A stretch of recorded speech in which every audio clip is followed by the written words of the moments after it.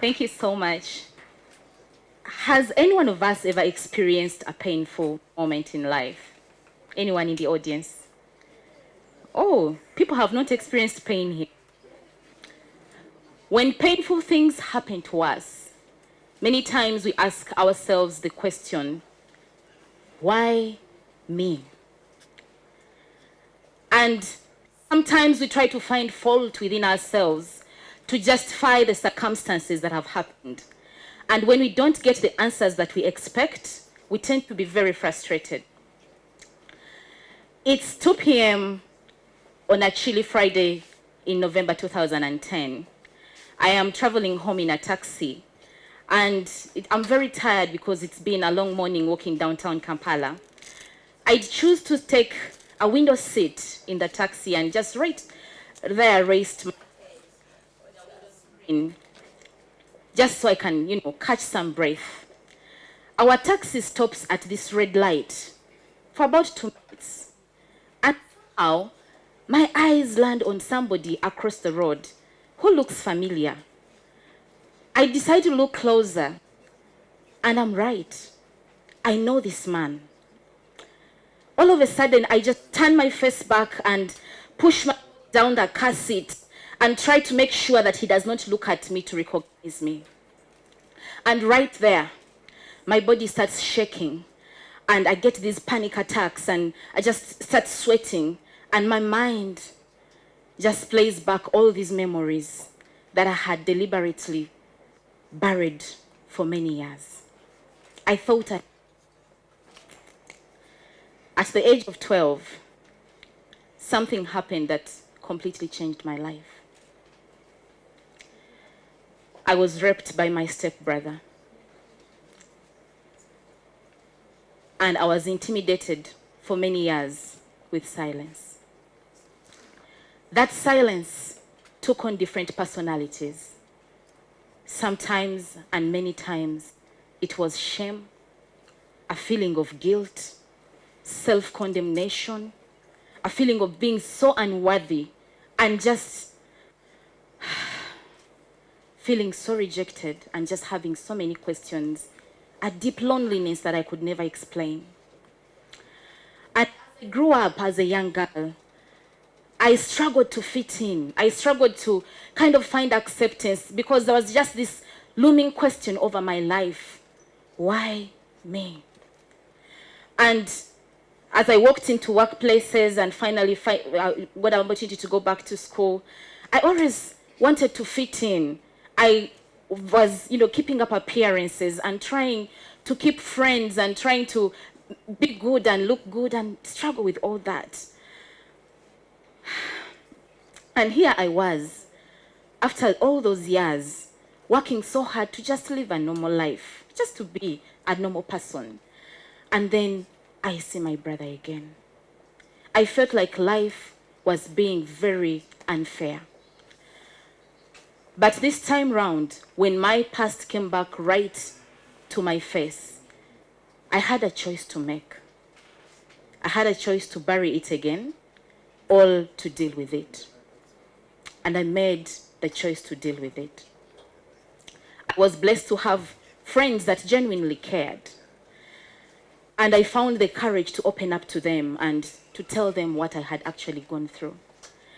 And it is from this point that I started a journey of healing.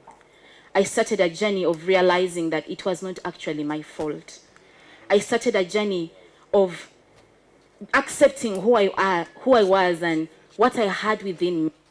And the person that I am, I accepted I am beautiful, I'm a smart kid, I am intelligent, and I am deserving of good things.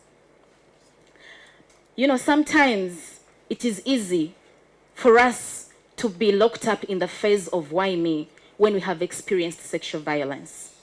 Because that question kind of feeds into your anger and it helps you to process your emotions. You kind of want to put a blame on somebody and you want an explanation that you never get.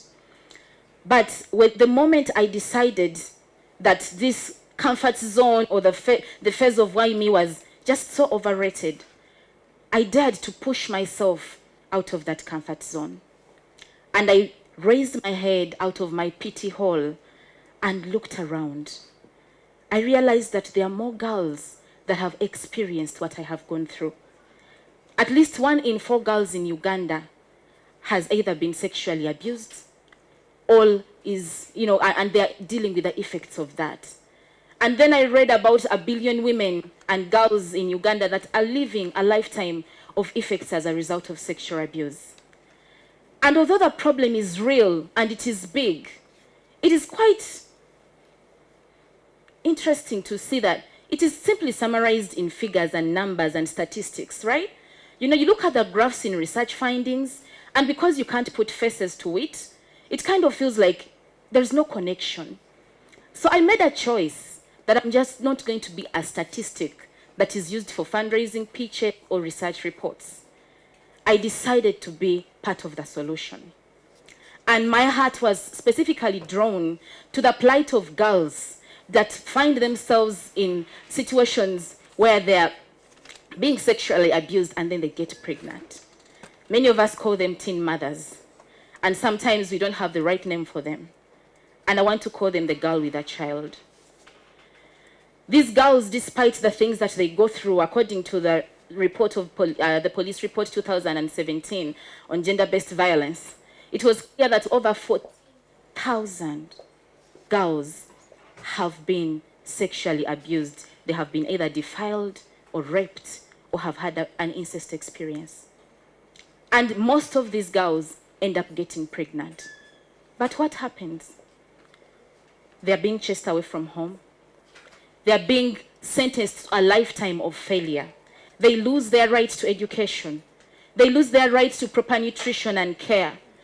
I have traversed the streets of Kampala. In part of my biography you've heard, I once ran away from home and ended up on the streets of Kampala.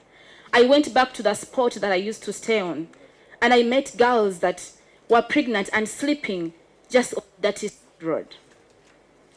I didn't have much. I just decided to step out and said, I'll open up my heart and open up my hands and welcome those that have been rejected.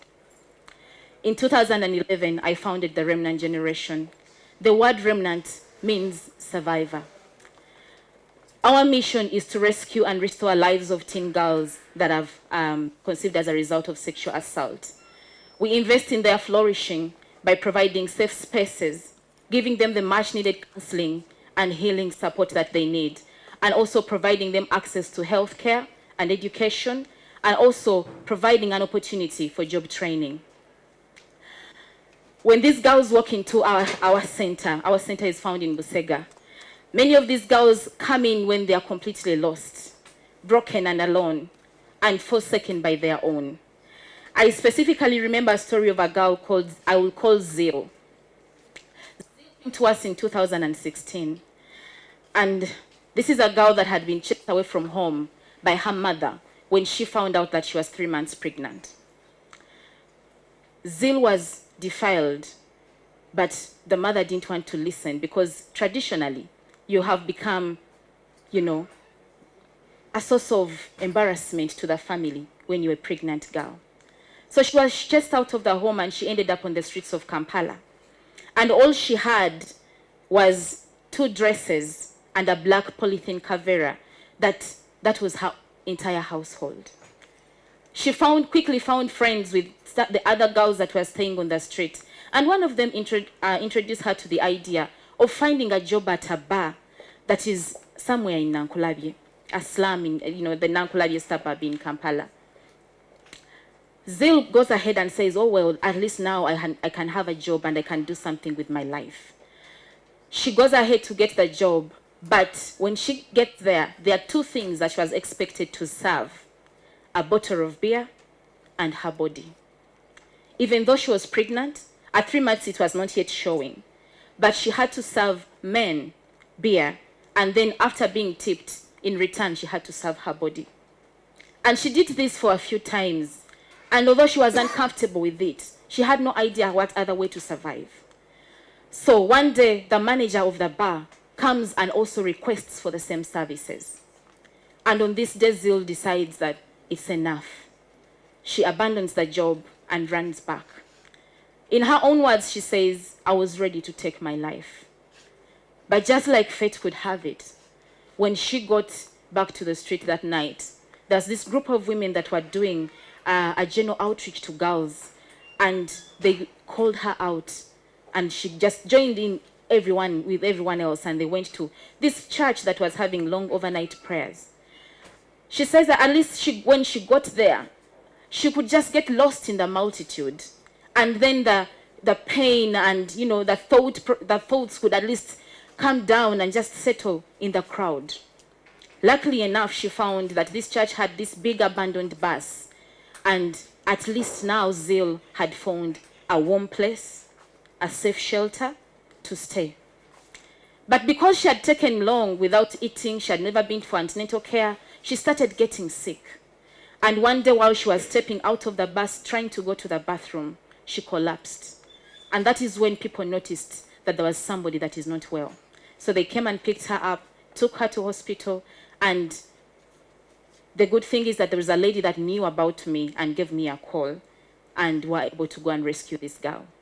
When she came into our shelter, that we call the Princess Shelter, we walked a journey of healing, a journey of realizing that, it's not her fault, and just giving her the assurance that she is not alone. Sometimes when you have been through so much pain, all you need to hear is that you are not alone, that somebody else sees you and hears you and understands you. And that's what we did. And this girl, through the School of Purpose, that is a project that we ran, we were the mentors, the teachers, the encouragers that she needed to realize that she can still pick herself up. And she learned how to make books, the ones that we call counter books that we usually use in our secondary school. And I realized that she had so much passion for this particular project. And I took interest to realize why. So basically, she told me that I want to go back to school and make more books and help other girls go back to school. As I speak right now, she's in her second year at university, and she has never gotten anything less than 4 points. When we realize that our pain is not in vain, it becomes a drive, a force that pushes us to go out and touch somebody else. She asked me one day, Auntie, why would you love a stranger when my own family rejected me? And I told her, I don't think we are strangers. I think we are family. We are human family. We might have different races, different colors, but we are one family. And if we start looking around and see that we can use our experiences and our achievements and our pain to reach out to somebody else and give them hope, we can turn every story of desperation into stories of hope and inspiration. From 9 girls that we started with, it's been 120 girls that have gone through this center. But I'm aware that there are more girls that are still facing these same issues. And if you're here today and you want to make a difference, you have the opportunity every day to just do that.